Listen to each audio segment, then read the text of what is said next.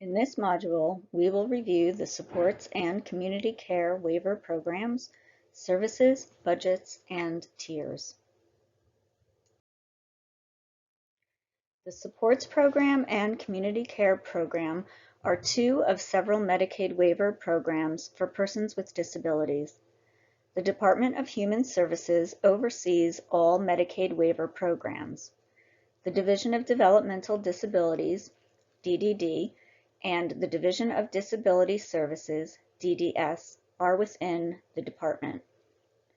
Policies and procedures for each program are found in the Community Care Program and Supports Program Policies and Procedures Manuals.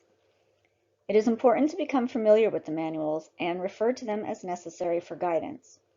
Section 17 of each manual provides a comprehensive overview on service descriptions, limitations, qualifications, and standards for each service.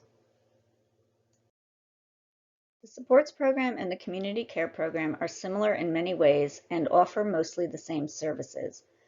The main difference between the two programs is that the community care program provides a residential budget component, while the supports program does not. Generally speaking, individuals in the supports program live in their own homes or unlicensed settings, while those in the community care program live in licensed settings, such as group homes or supervised apartments.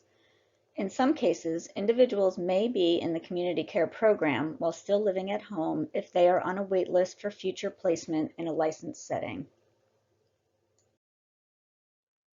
In order to be eligible for either the supports program or the community care program, an individual must meet the following criteria.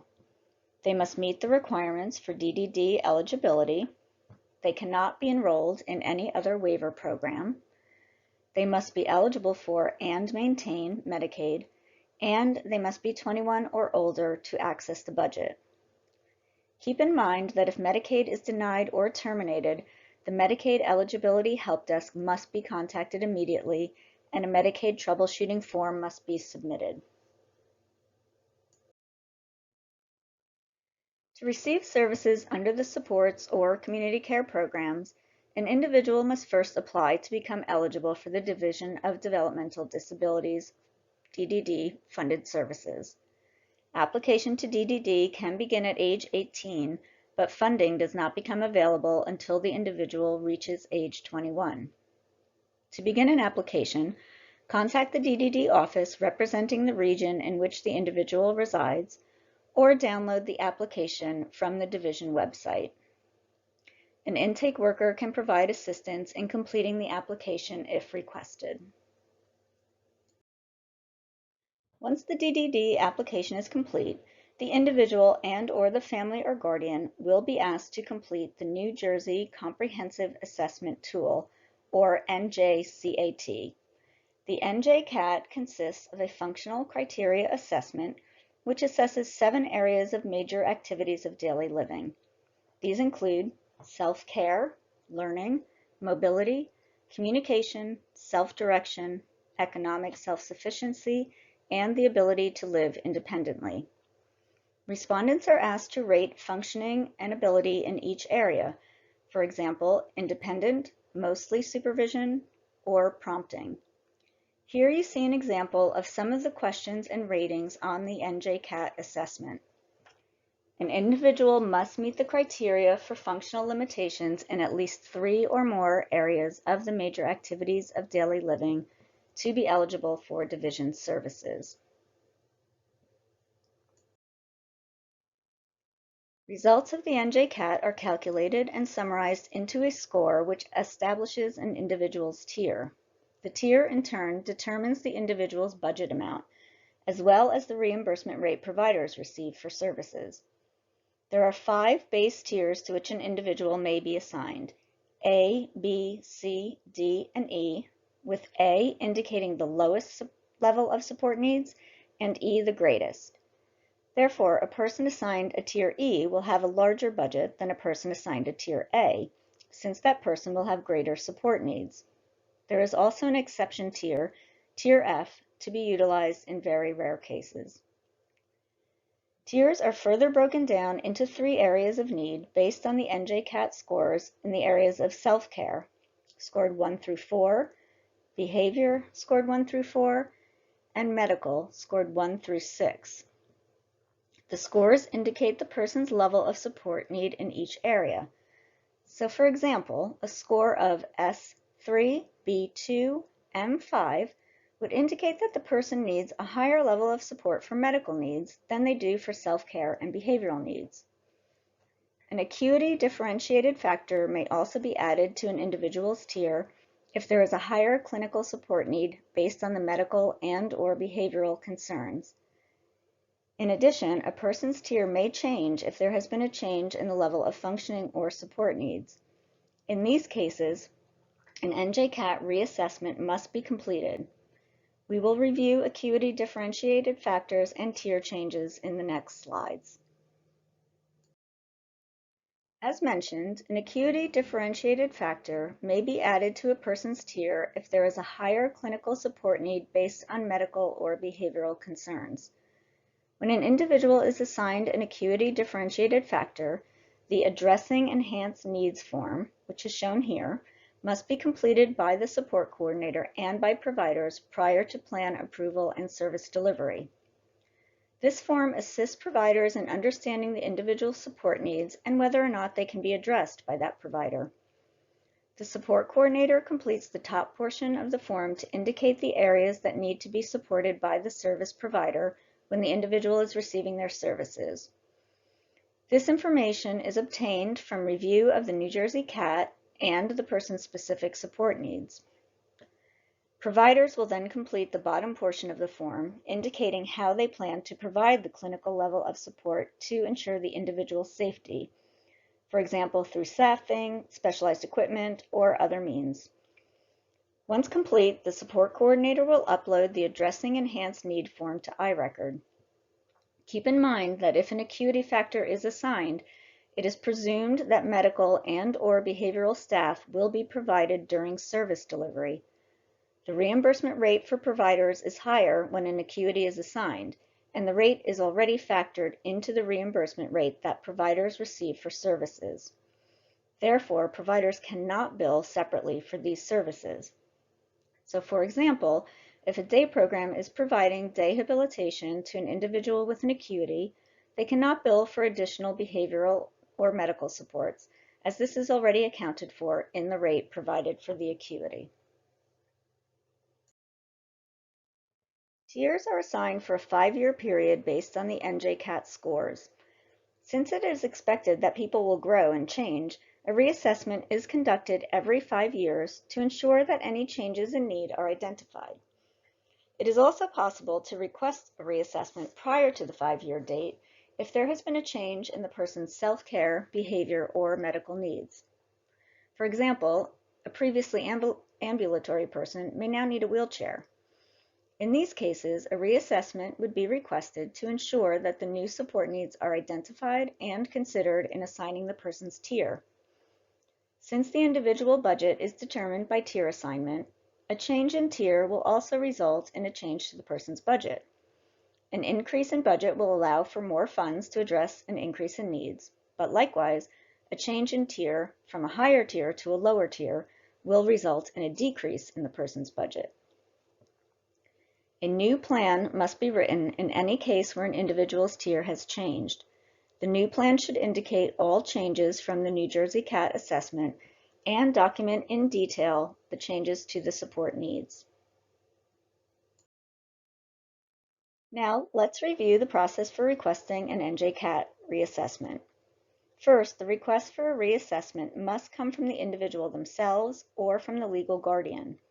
As a support coordinator, you may help guide the person through the process, but you will not request the reassessment or complete the Njcat questionnaire. When an individual wants to request a reassessment, the support coordinator will provide the individual or guardian with a copy of the most recent Njcat, on which the individual will note any changes directly on the assessment.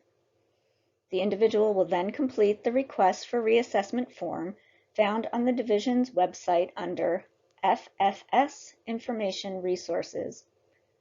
This form is then submitted with any supporting documentation to the DDD Reassessment Unit. After receipt of the request, the division will reach out to the individual within 3 business days. The request is reviewed and a determination made as to whether or not a reassessment is warranted. A decision as to whether a reassessment is approved or denied is made within 3 weeks. If the request is approved, the DDD Njcat unit will arrange a reassessment meeting with Njcat and with the individual and Njcat informants.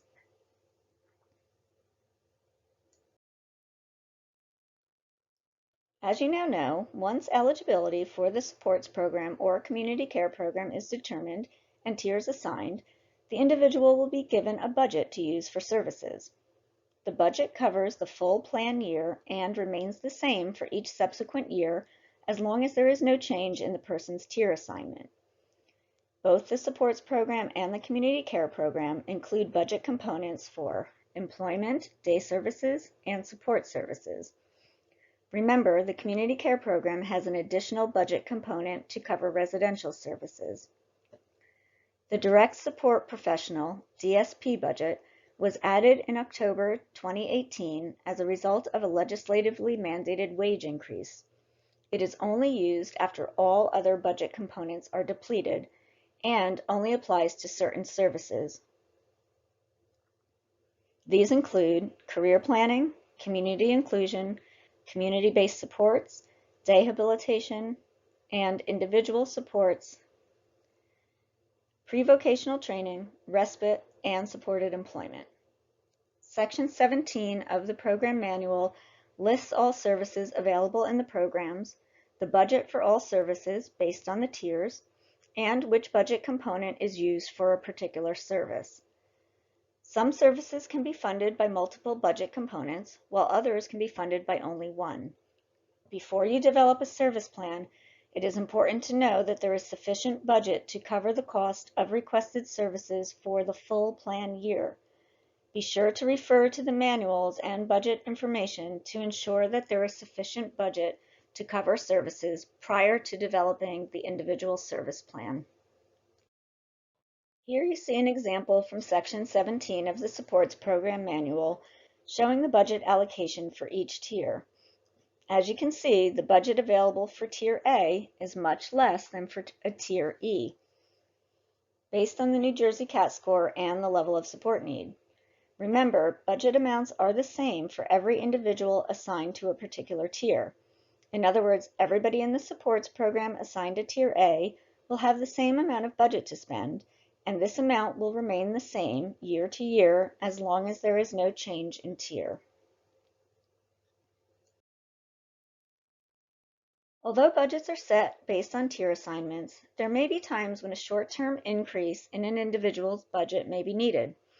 This is referred to as a bump up and may be requested in situations where an individual has experienced a change in circumstances that result in a temporary need for additional services or supports that exceed the budget. For example, a person may have experienced an injury and temporarily requires additional supports until recovered. Bump ups are only available in the supports program and are capped at $5,000 for up to 1 year. To request the bump up, the individual or family contacts the division's statewide intake coordinator for a review and determination. Requests should include the reason for the request, in other words, why the current plan does not cover the services needed, a fiscal breakdown of the cost of services, and the length of service. The intake coordinator then reviews the information and makes a determination within 3 business days of the request. Another service available only in the supports program is private duty nursing. This may be available in circumstances where an individual requires nursing services but is best served by the supports program as opposed to the managed long-term services and supports waiver. To be eligible, the individual must be determined to require private duty nursing by the managed care organization. The MCO will conduct the NJ Choice assessment to determine if the individual meets the level of care criteria for private duty nursing. More detailed information regarding criteria for eligibility is described in Section 5.1 of the manual. A final budget component that may be requested in certain circumstances is the supported employment budget component.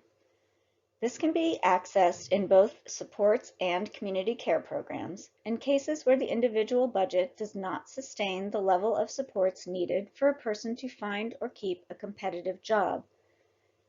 All other budget components must be used before requesting these additional funds. To request the supported employment budget component, the support coordinator completes the supported employment funding request form, which is reviewed by the division and a determination of eligibility made. Finally, an individual may transition from the supports program to the community care program in certain circumstances. This may occur when an individual is reached on the CCP waiting list, or if there is an emergency situation where the person needs immediate housing assistance for some reason. In these situations, a request to transition from the supports program to the community care program must be submitted through the Intensive Care Management Unit, or ICM. If approved, the individual is disenrolled from the supports program and added to the community care program. A supports program disenrollment form is provided by the ICM or waiver unit and completed and uploaded to iRecord by the support coordinator. The support coordinator then obtains a new provider enrollment agreement from the individual or guardian and uploads under the Plans tab in iRecord. A detailed explanation of the housing transitions is provided in another training module. This concludes the training on the supports program, community care program, budgets, and tier assignments. Remember to refer to the manuals, particularly Section 17, for information on services and budgets during your work.